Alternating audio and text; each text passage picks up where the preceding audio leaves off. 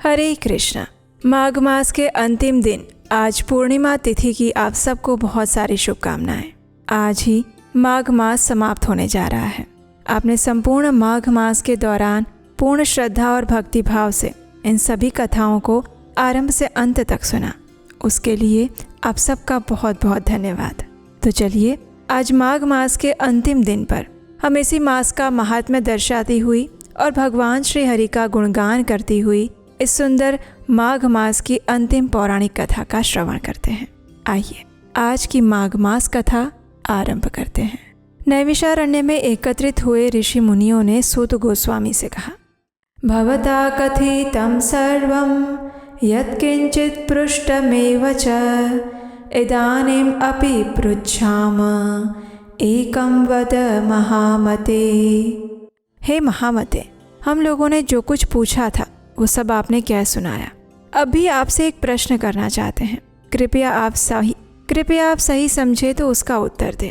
इन सभी तीर्थों के सेवन से जो फल मिलता है वो कौन सा एक कर्म करने से प्राप्त हो सकता है? हे सर्वज्ञ सूत गोस्वामी, अगर ऐसा कोई कर्म है तो हमें बताइए। ऋषियों के प्रश्न को सुनकर सूत गोस्वामी कहते हैं, हे महाभाग ऋषिगण, शास्त्रों में ब्राह्मण आदि वर्णों के लिए निश्चय ही अनेक प्रकार के कर्म योग का वर्णन किया गया है, लेकिन उन सब में एक ही बात सबसे बढ़कर है और वो है ये, हरि भक्ति ही कृतायेन मनसा कर्मणा गिरा जितं तेन जितं एव न संशयः। अर्थात जिसने मन, वाणी और क्रिया द्वारा भगवान श्री हरि की भक्ति की है उसने बाजी मार ली है, उसने विजय प्राप्त कर ली, उसकी निश्चय ही जीत हो गई और इसमें कोई संदेह नहीं है। संपूर्ण देवेश्वरों के भी ईश्वर भगवान श्री हरि की ही भली भांति आराधना करनी चाहिए। हरिनाम रूपी महामंत्रों के द्वारा पाप रूपी पिशाचों का समुदाय नष्ट हो जाता है। एक बार भी श्री हरि की प्रदक्षिणा करके मनुष्य शुद्ध हो जाता है। संपूर्ण तीर्थों में स्नान करने का जो फल होता है उसे प्राप्त कर लेते हैं और उसमें कोई संदेह नहीं है। मनुष्य श्री हरि की प्रतिमा का दर्शन करके सभी तीर्थों का फल प्राप्त करता है और विष्णु के उत्तम नाम का जप करके संपूर्ण मंत्रों के जप का फल पा लेता है। हे द्विजवरों, भगवान विष्णु के प्रसाद स्वरूप तुलसी दल को सूंघकर मनुष्य यमराज के प्रचंड और विकराल मुख का दर्शन नहीं करता। एक बार भी श्री कृष्ण को प्रणाम करने वाला मनुष्य पुनः माता के स्तनों का दूध नहीं पीता, यानी उसे माता के गर्भ में जन्म नहीं लेना पड़ता। जिन पुरुषों का चित्त श्री हरि के चरणों में लगा है उन्हें प्रतिदिन मेरा बारंबार नमस्कार है। पुलकस, श्वपच, चांडाल और भी जो म्लेच्छ जाति के मनुष्य हैं वे भी अगर एकमात्र श्री हरि के चरणों की सेवा में लगे हों तो वंदनीय और परम सौभाग्यशाली हैं। फिर जो पुण्यात्मा ब्राह्मण और राजर्षि भगवान के भक्त हैं उनकी तो बात ही क्या करना। भगवान श्री हरि की भक्ति करके ही मनुष्य गर्भवास का दुख नहीं भोगता। हे ब्राह्मणों, भगवान के सामने उच्च स्वर से उनके नामों का कीर्तन करते हुए नृत्य करने वाला मनुष्य गंगा आदि नदियों के जल की भांति समस्त संसार को पवित्र कर देता है। उस भक्त के दर्शन और स्पर्श करने मात्र से, उसके साथ वार्तालाप करने से और उसके प्रति भक्ति भाव रखने से मनुष्य ब्रह्म हत्या आदि पापों से मुक्त हो जाता है और उसमें कोई संदेह नहीं है। जो श्री हरि की प्रदक्षिणा करते हुए करताल आदि बजाकर मधुर स्वर और मनोहर शब्दों में उनके नामों का कीर्तन करता है उसने ब्रह्म हत्या आदि पापों का मानो ताली बजाकर भगा दिया है। जो हरि भक्ति कथा रूपी मुक्तामयी आख्यायिका यानी कि भगवान की सुंदर पौराणिक कथाओं का श्रवण करता है उसके दर्शन मात्र से मनुष्य पवित्र हो जाता है। हे मुनिवरों, फिर उसके विषय में पापों की आशंका तो क्या ही रह सकती है। श्री कृष्ण का नाम सभी तीर्थों में परम तीर्थ है। जिन्होंने श्री कृष्ण भगवान के नाम को अपनाया है वे पृथ्वी को तीर्थ बना देते हैं और इसीलिए श्रेष्ठ मुनिजन इससे बढ़कर पावन वस्तु और कुछ भी नहीं जानते। भगवान श्री विष्णु के प्रसादभूत निर्माल्य को खाकर और मस्तक पर धारण करके मनुष्य साक्षात भगवान विष्णु की कृपा प्राप्त करता है। वो यमराज से होने वाले शोक का नाश करने वाला हो जाता है। वो पूजन और नमस्कार के योग्य साक्षात बन जाता है। जो इन अव्यक्त भगवान विष्णु और भगवान महेश्वर को एक भाव से देखते हैं, उनका पुनः इस संसार में जन्म नहीं होता। इसलिए हे महर्षियों, आप आदि और अंत से रहित अविनाशी परम भगवान श्री हरि और महादेव जी को एक भाव से देखिए, उनका पूजन कीजिए।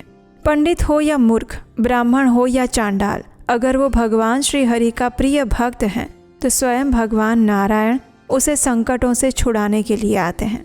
भगवान नारायण से बढ़कर दूसरा कोई देवता नहीं है जो पाप पुंज रूपी वन को जलाने के लिए दावानल के समान हो। भयंकर पातक करके भी मनुष्य श्री कृष्ण के नाम के उच्चारण से मुक्त हो जाता है।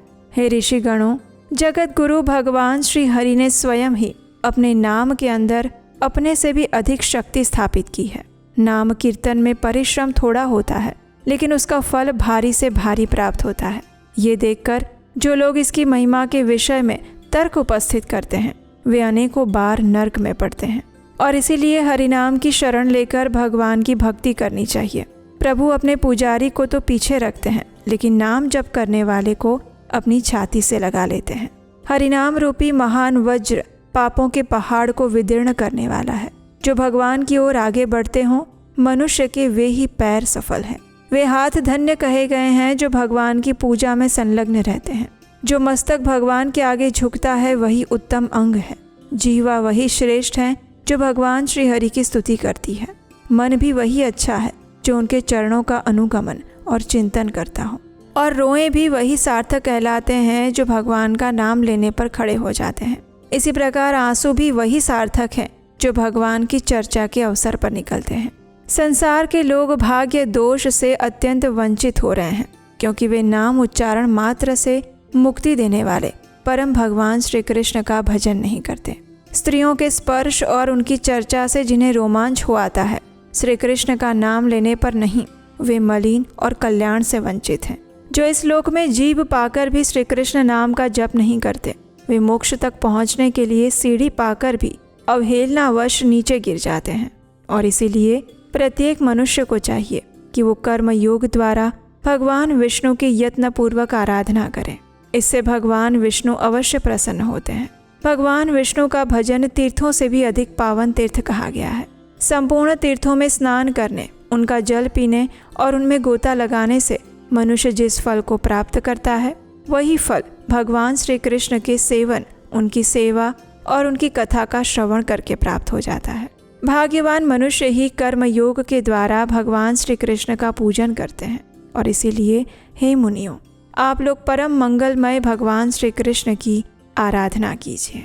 माघ मास हर प्रकार के पापों का नाश करने वाला और आध्यात्मिक ऊर्जा को उन्नत बनाने वाला मास है।